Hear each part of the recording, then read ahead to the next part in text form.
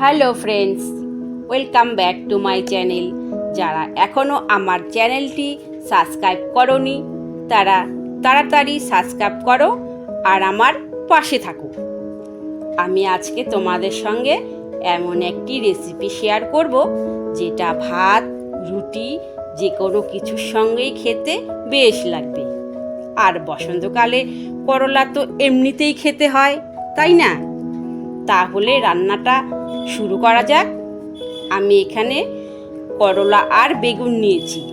করলাগুলো কেটে ধুয়ে নুন দিয়ে কিছুক্ষণ মেখে রাখব। এবার একটা কড়াই বসিয়ে তেল গরম করে তাতে করলাগুলো ভেজে নেব। দিয়ে দিব হলুদ,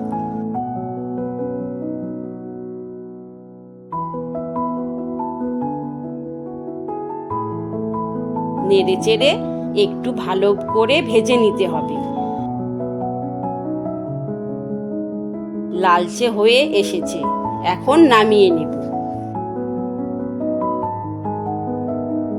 আমি ওই তেলেই দিয়ে দেব অল্প রাঁধুনি, একটা শুকনা লঙ্কা, একটা তেজপাতা।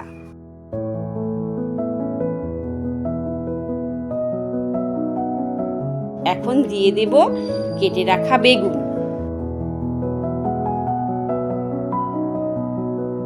দিয়ে দেব পরিমাণ মতো নুন আর হলুদ।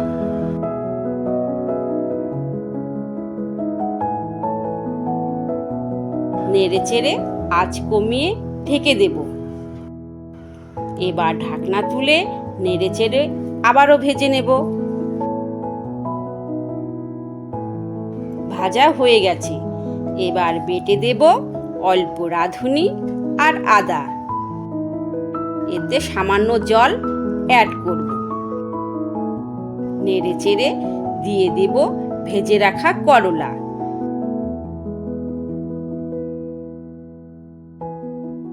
এবার আবারও মিশিয়ে দিলেই রেডি।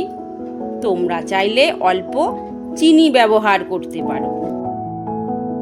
রান্নাটা কেমন লাগলো অবশ্যই জানিও। ধন্যবাদ।